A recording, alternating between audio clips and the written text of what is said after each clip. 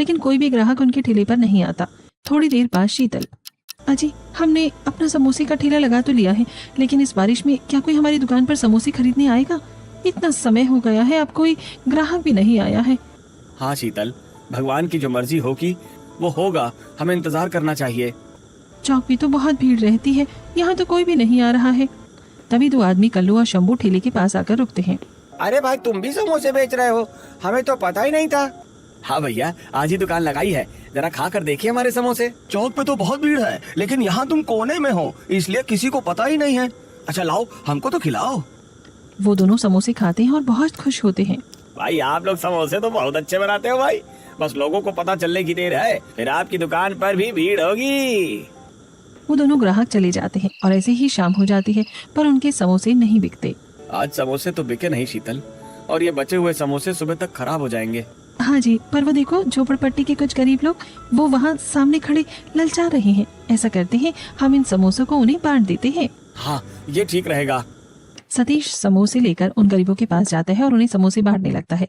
तभी बूढ़ी अम्मा भी वहाँ आ जाती है और सतीश से, अरे बेटा क्या बांट रहा है? मुझे भी बहुत भूख लगी है, मुझे भी चाहिए। अरे अम्मा, आप ये लो समोसा खाओ। अम्मा देखो ना, मैं समोसे बेच रहा हूँ, तुम्हारी दुआ तो लगी नहीं, और मैं अभी तक उतना ही गरीब हूँ। लगेगी बेटा लगेगी, तेरी दुकान बहुत चलेगी, भगवान तेरा भला करेगा। बुढ़िया समोसे लेकर दुआएं देती हुई वहां से चली जाती है। उसके बाद शीतल और सतीश दोनों समोसे बांटकर घर आ जाते हैं और अपने माता पिता को सारी बात बताते हैं। सभी लोगों को उदास देखकर शीतल, अरे हार नहीं माननी चाहिए जी, भगवान ने चाहा तो हमारे समोसे जरूर बिकेंगे, कल हम फिर समोसे बेचने चलेंगे। अगले दिन शीतल बचे हुए सामान से फिर से समोसे बनाती है और साथ ही चाय भी बनाती है, और सतीश और शीतल अपना चाय और समोसे का ठेला लेकर बारिश में निकल पड़ते हैं। रास्ते में कीचड़ की वजह से शीतल फिसल कर गिर जाती है और साड़ी को देखते हुए शीतल, हे भगवान, शीतल तुम गिर गई, चलो उठो, संभालो अपने आप को। सतीश अपनी पत्नी शीतल को उठाता है। फिर शीतल अपनी साड़ी धोने के लिए सामने लगे एक नल पर जाती है और नल पर साड़ी धोते हुए सामने लगे हुए एक पोस्टर को देखती है, जिस पर एक चिप्स के बड़े पैकेट की फोटो बनी थी। उसे देखकर शीतल खुश होते हुए सतीश के पास वापस आती है। उसे इस तरह खुश देखकर सतीश, शीतल, तुम तो साड़ी धोने गई थी, फिर इस तरह खुश होकर कैसे आ रही हो? क्या बात है?